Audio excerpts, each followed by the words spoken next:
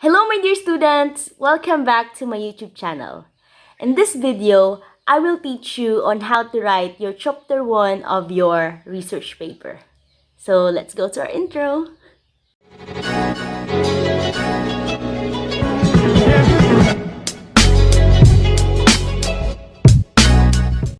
If you're new in this channel, I share educational content for senior high school students, particularly video guides for the self-learning modules.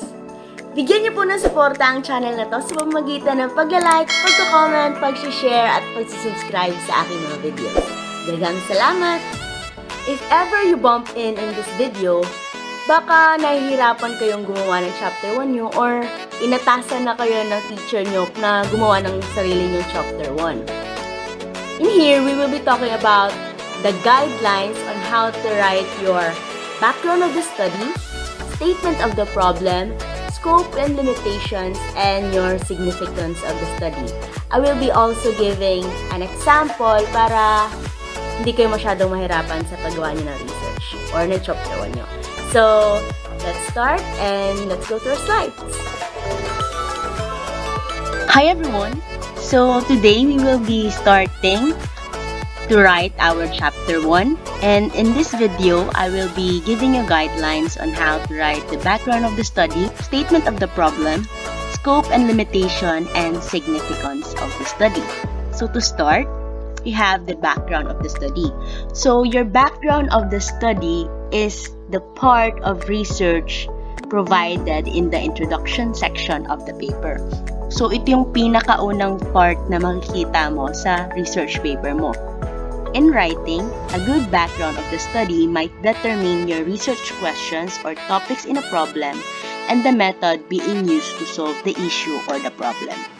Before we get into this, I am assuming you already have your research title because your research title, dyan tayo iikot throughout our paper. So if you have your research title, you will be able to write your introduction or your chapter 1. So dapat, by this point, meron na kayong research title na on hand. Okay, so what are the guidelines in writing introduction of the study? Paano ba to isulat? Or background of the study, I mean. So, of course, you need to introduce your topic.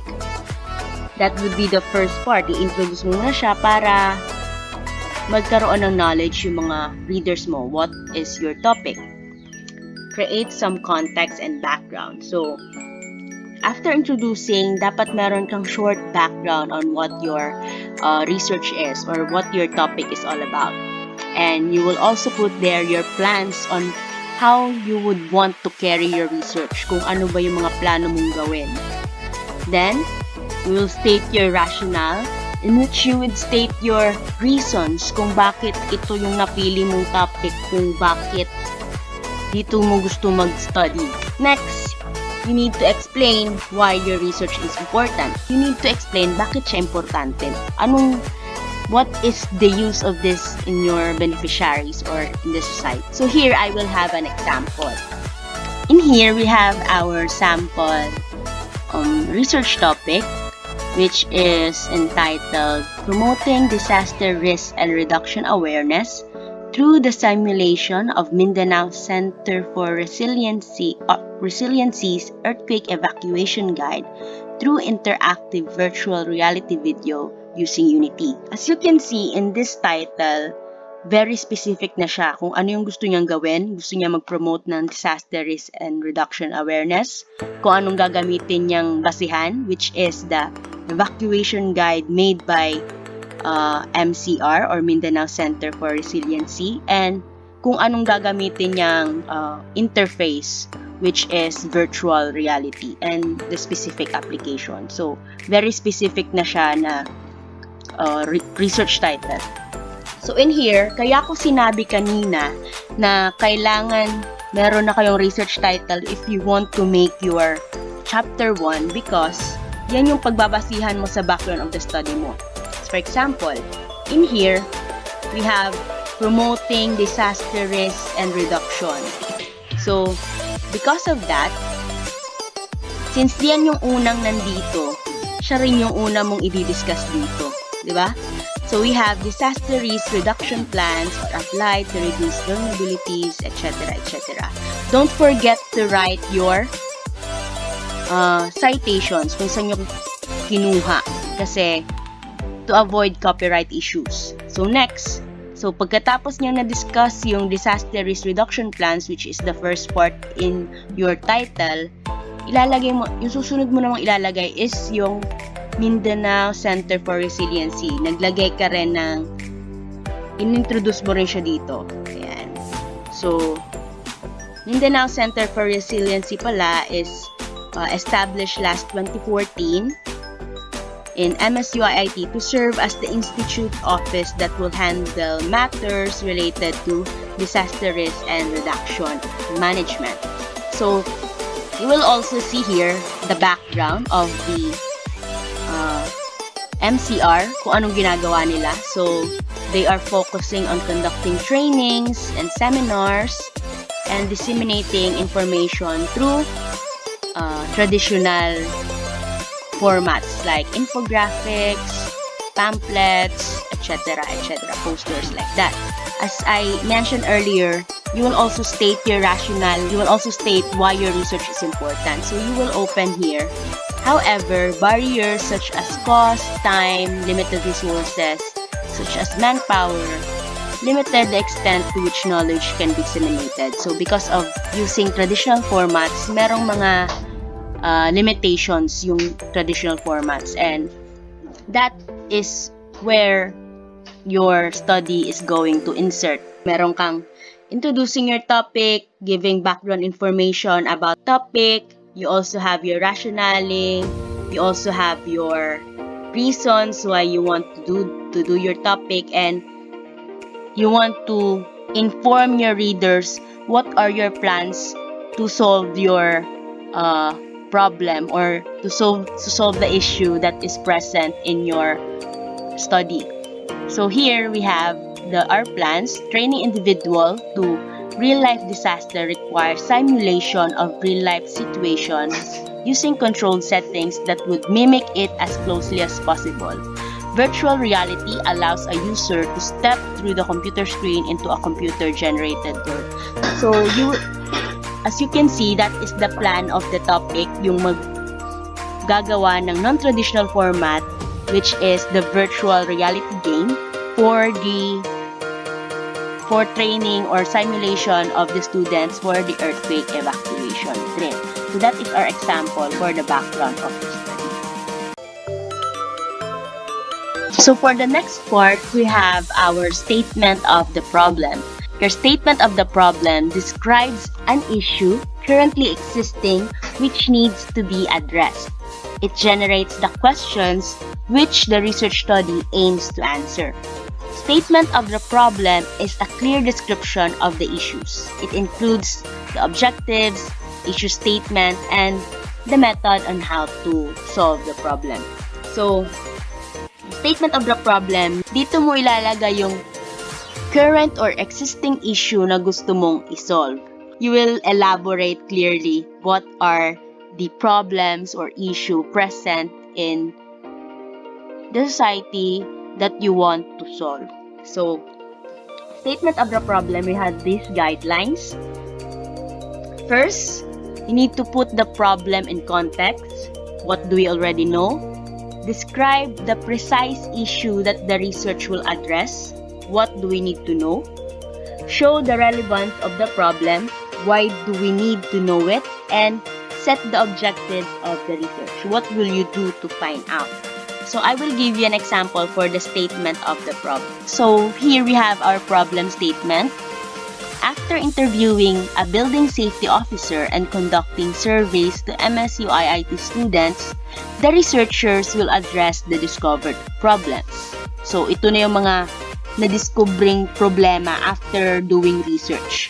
According to a building safety officer of the institute, they are having difficulties in promoting disaster awareness due to the unavailability of facilities such as fire and earthquake alarms used in the institute and minimal time for executing evacuation protocols. They also said traditional disaster management formats such as seminars, drills, and infographic materials also offer low attraction of attention from the users, which results to low engagement and participation.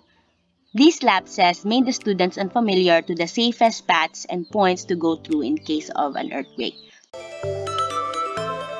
Next, we have scope and limitations. The scope of the study basically means all of those things that will be covered in the research project. Meaning, kung ano lang yung sakop ng study mo. And the limitations of the study are those characteristics of design that have impact or influence in the interpretation of the findings of your research. Limitations kung ano lang yung mga gagamitin mong design or principle sa iyong study. So, scope and limitations features in formulating scope and limitations of the study. You need to, number 1, state categorically the periods covered by the study. Kung hanggang saan lang yung period na covered lang sa study mo. If, for example, you want to analyze the effect of a specific mode of studying in a group of students, pwede 1 month lang yung gusto mo, 2 months, it depends on you. You need to include it in your scope and limitations. So, list specific aspects of the data such as personal information, sample size, geographic location, and variables. So, kailangan mo ding specify kung ano yung mga kailangan mong mga data.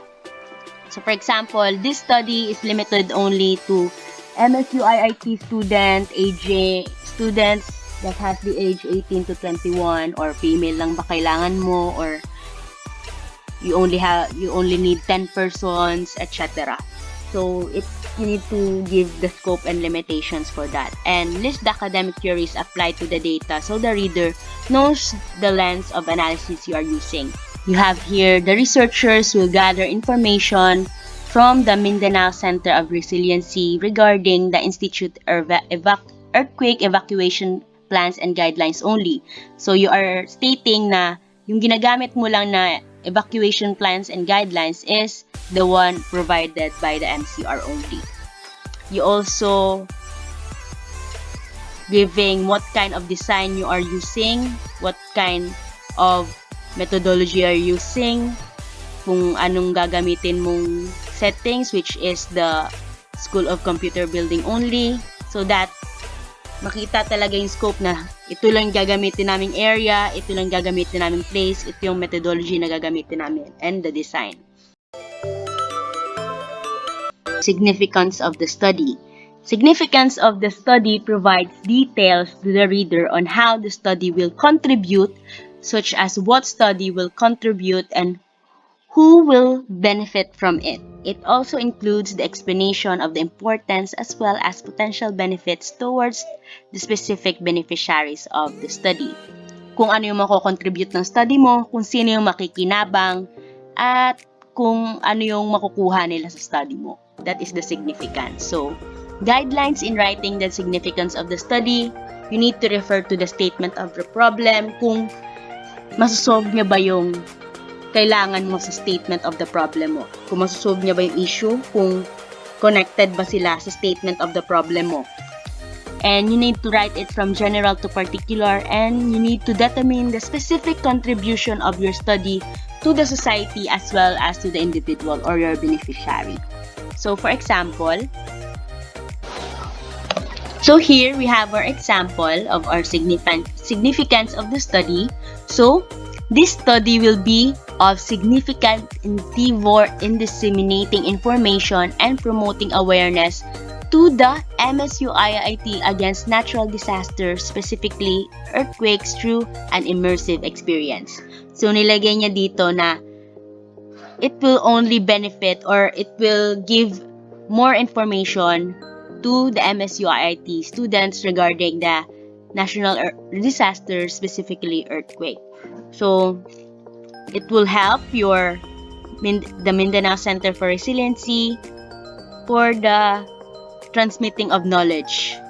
And it also states its use to the society since it it is stating the evolution of technology and how virtual reality is being used to disaster preparedness process. Okay, so that is the significance of the study. So that would be all for our discussion about writing your chapter 1. If you have questions, you may comment down on our comment box below.